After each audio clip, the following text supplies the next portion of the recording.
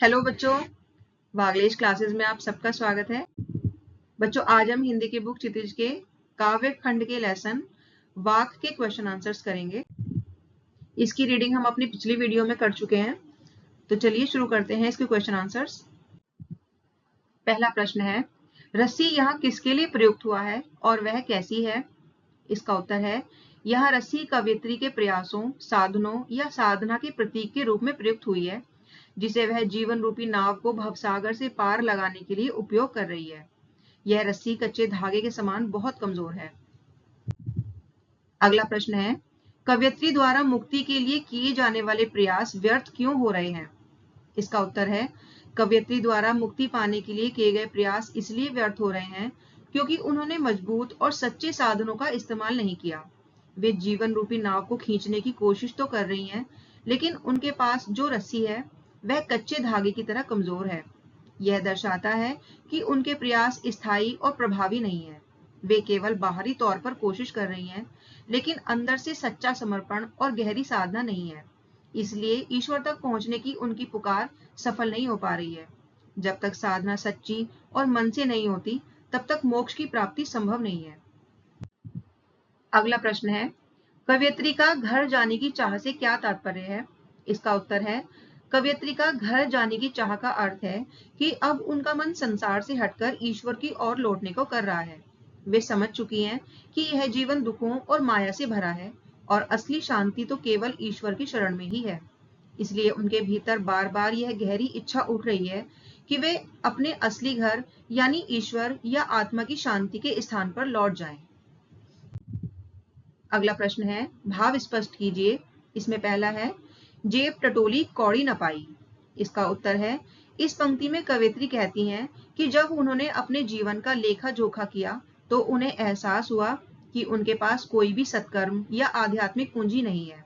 यह आत्म स्वीकृति है कि उन्होंने जीवन में ऐसा कुछ भी नहीं किया जिसे ईश्वर को समर्पित किया जा सके। यह पंक्ति पश्चाताप, खालीपन और आध्यात्मिक असफलता की भावना को दर्शाती है। अगला है, खा खाकर कुछ पाएगा नहीं, ना खाकर बनेगा अहंकारी। इसका उत्तर है, इस पंक्ति में कवयित्री अति और दिखावे दोनों का विरोध करती हैं। वे कहती हैं कि यदि कोई व्यक्ति केवल भोग विलास में डूबा रहेगा, यानी हर समय खाएगा, सुख ही ढूंढेगा, तो उसे जीवन में सच्चा लाभ या आत्मिक शांति नहीं मिलेगी। वहीं अगर कोई व्यक्ति खाना छोड़कर खुद को बहुत बड़ा त्यागी दिखाने लगे, तो वह अहंकार में आ जाएगा। उसे लगेगा कि वह दूसरों से बेहतर है। इसलिए कवयित्री यह समझा रही हैं कि ना तो अति भोग अच्छा है और ना ही अति त्याग, क्योंकि दोनों ही रास्ते असंतुलन पैदा करते हैं और आध्यात्मिक प्रगति में बाधा बनते हैं। अगला प्रश्न है, बंद द्वार की सांकल खोलने के लिए ललदत ने क्या उपाय सुझाया है? इसका उत्तर है, ललदत ने बंद द्वार की सांकल खोलने के लिए संभाव को उपाय बताया है। वे कहती हैं कि ना तो ज्यादा खाने से कुछ मिलेगा और ना ही खाने से पूरी तरह इनकार करने से। अगर इंसान संतुलन से जीता है, यानी ना अधिक भोग में डूबता है ना अहंकार में, तो उसके अंदर संभाव पैदा होता है। यही संभाव यानी संतुलित सोच और व्यवहार मन अर्थात आत्मज्ञान के द्वार को खोलता है, जिससे आत्मिक शांति और ईश्वर की अनुभूति संभव हो पाती है। अगला प्रश्न है, ईश्वर प्राप्ति के लिए बहुत से साधक हठ योग जैसी कठिन साधना भी करते हैं, लेकिन उससे भी लक्ष्य प्राप्ति नहीं होती। यह भाव किन पंक्तियों में व्यक्त हुआ है? इसका उत्तर है, यह भाव ललदत के वाक्य की निम्न पंक्ति में व्यक्त हुआ है, जो है, सुषुम सेतु पर खड़ी थी, बीत गया दिन आहा। इस पंक्ति में सुषुम सेतु का अर्थ है सुषुम्ना नाड़ी, जो हठ योग और कठिन साधना का प्रतीक है। कवयित्री कहती हैं कि वह इस साधना के पुल पर खड़ी तो रही, लेकिन समय बीत गया और उन्हें कुछ भी प्राप्त नहीं हुआ।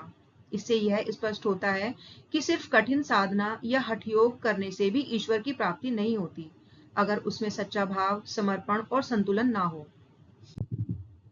अगला प्रश्न है, ज्ञानी से कवयित्री का क्या अभिप्राय है? इसका उत्तर है, ललदत के अनुसार ज्ञानी वह व्यक्ति है जो स्वयं को जानता है, अर्थात जिसने अपने भीतर झांककर आत्मा की पहचान कर ली है। कवयित्री का मानना है कि सच्चा ज्ञान आत्मज्ञान में है, ना कि केवल बाहरी आडंबरों में। जो व्यक्ति अपने भीतर बसे ईश्वर को पहचान लेता है, वही सच्चा ज्ञानी होता है। अगला प्रश्न है, हमारे संतों, भक्तों और महापुरुषों ने बार बार चेताया है कि मनुष्यों में परस्पर किसी भी प्रकार का कोई भेदभाव नहीं होता, लेकिन आज भी हमारे समाज में भेदभाव दिखाई देता है। इसका पहला है, आपकी दृष्टि में इस कारण देश और समाज को क्या हानि हो रही है? इसका उत्तर है, भेदभाव के कारण हमारे देश और समाज को बहुत नुकसान होता है। जब लोग जाति, धर्म, भाषा या रंग के आधार पर एक दूसरे से भेद करने लगते हैं, तो समाज में नफरत और झगड़े होने लगते हैं।